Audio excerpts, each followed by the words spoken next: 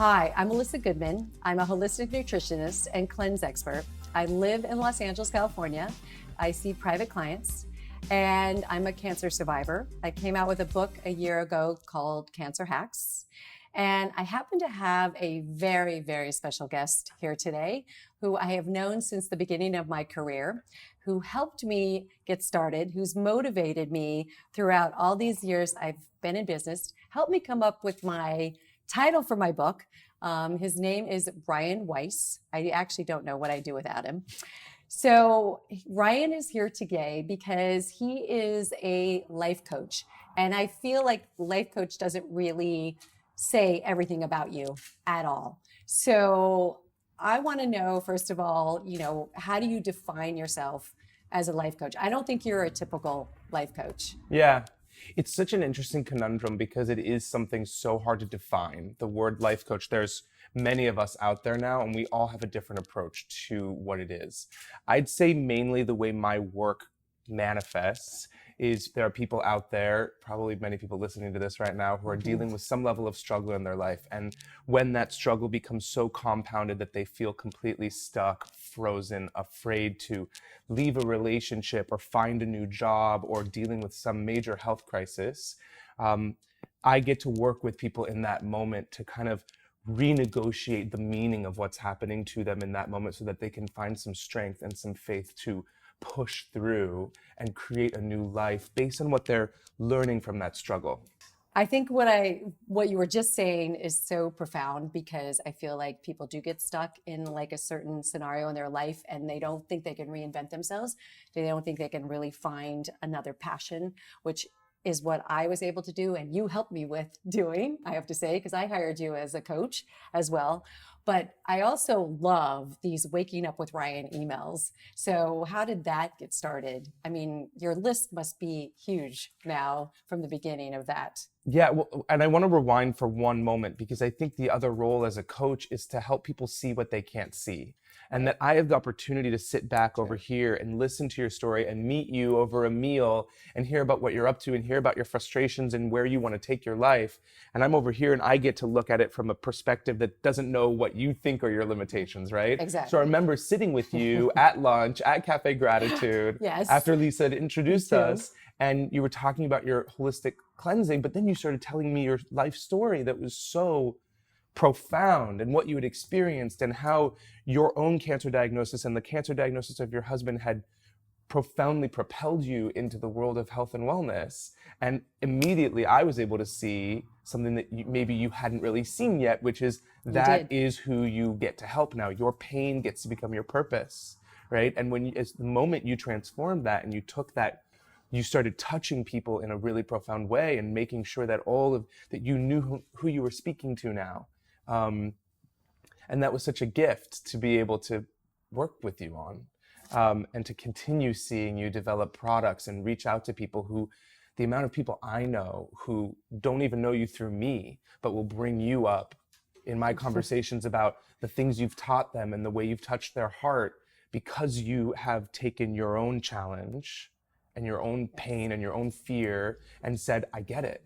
Me too. And let me also just share, you might be interested in what I've been doing. And I think we need more people like that. Thank you. So thank you. The morning emails started really innocently. I never expected for them to be a list that would grow. It was super organic. I have my coaching clients and I work with them for 3 months at a time. And we would speak once a week on the phone. But I just, after a while, felt like they need something a little more. They need a little bit of a reminder every day to stay on course. Because what was happening in our coaching sessions was we would take like 10 leaps forward on a call. And then by the time we would speak the next week, they'd take like 7 steps back. And that's still 3 steps forward, but I thought, is there a way that I can kind of leverage and help add a little bit more value to my clients' lives and keep them a little more on track and inspired to make better choices based on what we're working on together. Right. So I just started emailing. At the time I was working with 10 clients regularly, and I just started emailing each of them a little message in the morning. And then I'll never forget, I had a client whose brother emailed me a couple days after I started sending these morning emails saying, my brother's been forwarding me your messages the last couple days. Will you start sending it to me as well? Okay, cool, sure. So I added him to the emails, and then that just started happening over and over and over and over. With a couple of weeks, there were 100 people that were emailing me because my clients were forwarding them these messages, and they were emailing me asking to be on the list. So I just had somebody throw up a simple landing page for people to opt in and start getting the morning emails, and it's grown exponentially since then. I think one of the things that I hear from people constantly is, do you have a video camera in my bedroom? How do you know exactly what I'm going through? Right. Every time I read one of your morning emails, it profoundly applies to what's going on inside my life and inside my head, and it gives me some kind of a navigating tool for the rest of the day. I think that's really important, right? It's powerful. Otherwise, we're victims to life. Right. But if we can wake up in the morning and be intentional about what we're doing, then the obstacles we face during the day don't seem like they're there to destroy us. They're actually there to push us forward, right? Right. To go move beyond those obstacles, which we all have, right? But if you set yourself up for success for the day, which is what you're doing and helping people do.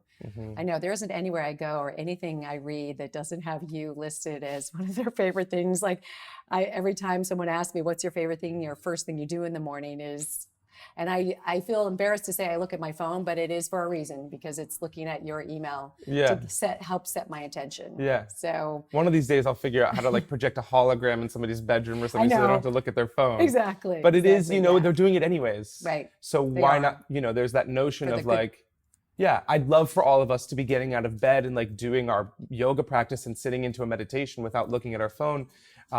And maybe we'll all get there one day, but we have to kind of meet people where they're at. And I know myself, I'm looking at my phone as well. I'm tempted to go look at the Instagram and the thing and check my emails and check my text messages. But if I read my own emails when they come in, right? Right. And so just reading it and reminding myself there's a purpose to my life. There's a meaning for my life here. And I can choose to bring that to the forefront of my mind so that I'm able to navigate the challenges that I'm going to inherently face today. And I think that's the other thing too, is the bigger life you want to live, the more people you want to affect, the more reach you want to have with your work, the more conflicts you are going to face, right? The more resistance you're going to meet. Right. And so if you're somebody that wants to make an impact, or as Seth Godin says, leave a dent in the universe, right? Make your mark on the universe. You have to expect that your days are going to be filled with challenges. Right. And Absolutely. how you navigate them is what matters the most. Your grit, your ability to move beyond the challenge and find your strength. Right. So having to do these emails every day, or not having, but wanting to, how do you tap into a different topic, or like, how do you keep yourself, in that space of, wow, what am I going to talk about today that's really profound? Because like you said, they are profound, and you are tapping into what's going on in all of these people's lives. What is, something that you do for yourself that keeps you on track? Well, I would say, and this is interesting, Seth Godin, who I just mentioned before, he has written an email that goes out to a lot of people every single day for like 10 years and never missed a day. And one of the things he says that I find really true for myself is, he says everybody should blog, whether you send it to anybody or not, because just the knowing that you have to write something for the next day keeps your consciousness open to seeing kind of like what's happening here. And if you're being held accountable to having to speak on your opinion or your observation of life, you're gonna watch it. And Seth isn't, it would be interesting to talk to him on a one-on-one and kind of ask him if he thinks he's a spiritual person. I don't think he would identify as somebody whose spirituality runs the show. But that being said, everything he talks about in terms of business and marketing and strategy is very spiritual. What he's saying is like, observe, watch, instead of being so stuck inside the dramas that are happening in your life, learn to take a breath and watch what's happening, and you'll see kind of the temptations or how people function in their fear, or how people sabotage themselves, or how we tend to play life small, or how we tend to make ourselves sick, or how, right? All the things that Right. we haven't been trained to see, you'll start seeing. And so in terms of how I write them every day, I'm just always observing. And then something will happen during the day that'll be like, that's it. That's the thing. Yeah, that's amazing. It's so there's a lot going on in your world. Is there, what is your future telling you to do for yourself? Like, because you're always tapped into, okay, what's next for me? What are some of the things that you feel are really important maybe to get out there Yeah. to people? Yeah. And that you're seeing the struggles? I know that's a loaded question. Well, the way that I think about answering that question is a little bit philosophical. I think there are a lot of like 5 steps to 10 steps to find your all that. And that's really great because it gives people practical steps to do. For me, the way I'm hardwired and my DNA is a little bit more philosophical, maybe more teaching people how to think. And because if we know how to think, then we know how to act. Yeah, right? If we know how to think about what's happening to us in our life, then we will know that will inform how we respond, and how we respond will inform what happens to us. And it's a cycle, right? Which will then inform how we think, which will then inform. So I think I'm a student of A Course in Miracles, and I'm also just a student of life. And I think there's so much fascinating stuff going on underneath the surface of what we're observing. So much more than we can ever understand. And I've been kind of paying attention to something called quantum thought lately, which is the ability, it's the ability to hold 2 opposing ideas in your mind at the same time. So applying that idea to spirituality, I'm sitting here in this body. I'm Ryan, I'm my history, I'm all this biology, and I'm also this infinite light, spirit, creativity, wisdom, enchantment, miraculous. Yes. And both things are true. Absolutely. And I think we've been exercising the muscle of being a human our whole life, right? And that comes with a lot of amazing stuff, but it also comes with the limitation based on the belief that I'm only going to be on this planet for 80 to 90 years if I'm lucky. The purpose of what I want to see for my future, Right. however I can help people practice that idea in their life all the time, in their relationships, with their work, with their health, however that manifests, great. If I'm creating a podcast right now. I was just going to ask you, like, how are you going to get that out there? I mean, it is through your morning emails to some degree, but other ways that you're doing that is the podcast, potentially. Okay. Yeah. So Kelsey Patel and I, we'll get to that. Kelsey, who I know she's doing your cleanse right now. Right. And she's a Reiki master and just an incredible healer, an amazing meditation teacher. And she and I just really vibe together. And she and I are currently producing a podcast together that's going to be 7 episodes called Break Up With Your Bullshit. Oh, that's a great name. Yeah, right? And so the idea of it's everything I just talked about. And it's 7 episodes, so it's 7 steps to break up with your bullshit.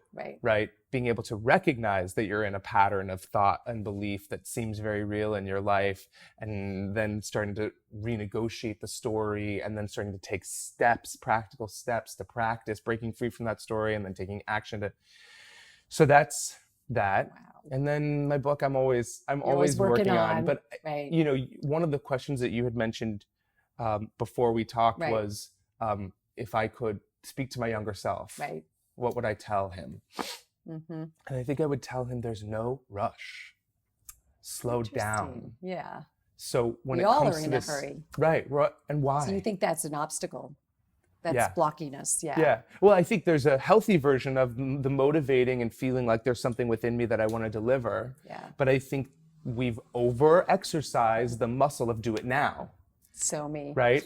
And we have so many fucking people in our world of health and wellness, me being one of them for years, I'm trying not to do that now, who have gone to so many marketing courses and so many like, figure out your 7 steps to success model and sell it before you've actually found, there's so many people that are just talking, but they haven't found and there's some people in our world who are uber successful and have massive followings, but you just get that feeling that they themselves haven't found their own real divine connection to their purpose and to something beyond them, and that the ego is kind of running the show.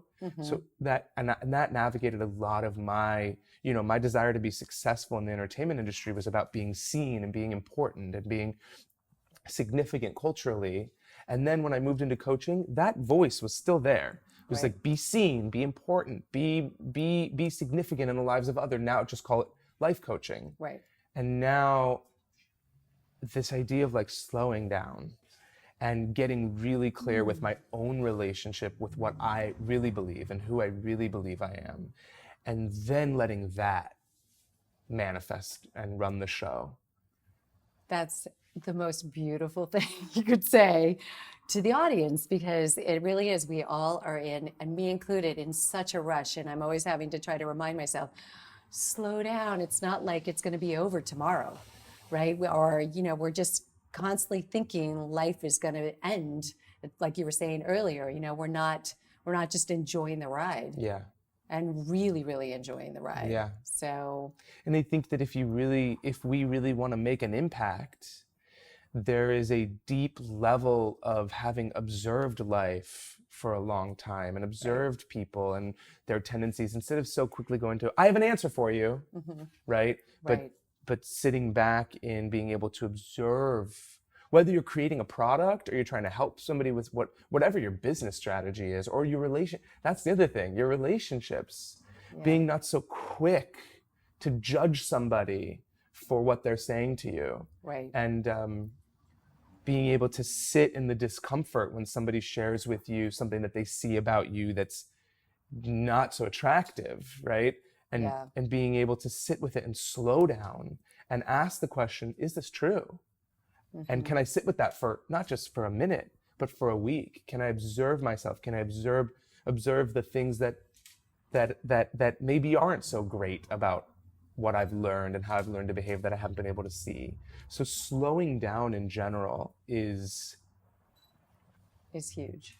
Yeah, that's a very good takeaway of how important it is. I mean, so I just wanted to say thank you so much for being with me and being on the show with me. And just if you could tell people how to get a hold of you, and absolutely everybody needs to sign up for your emails. So just tell them how easy that is. Yeah. So, my favorite social media thing is Instagram. So I'm at Waking Up with Ryan on Instagram. And then you can go to wakingupwithryan.com, wakingupwithryan.com, to sign up for the morning emails, and you'll start seeing them Monday through Friday come through to your inbox. It's going to change people's lives. And thank you, firstly, for having me here in this amazing space.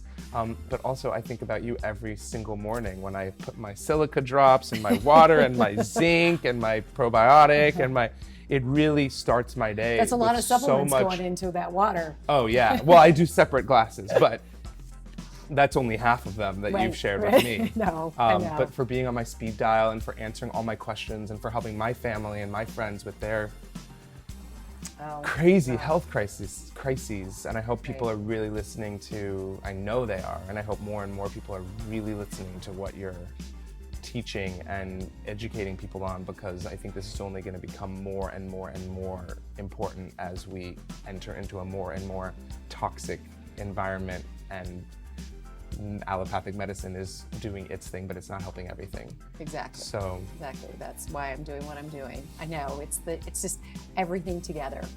It's really figuring out what's going on mentally with people. I mean, as we've always talked about, that toxic mind. I could give them healthy food and healthy supplements, but if their mind is toxic, is what you're helping them with, it doesn't really work. It goes hand in hand. Yeah. So thank God, thank you that we have each other, right? Amen. So I love you. I just want to. I love you.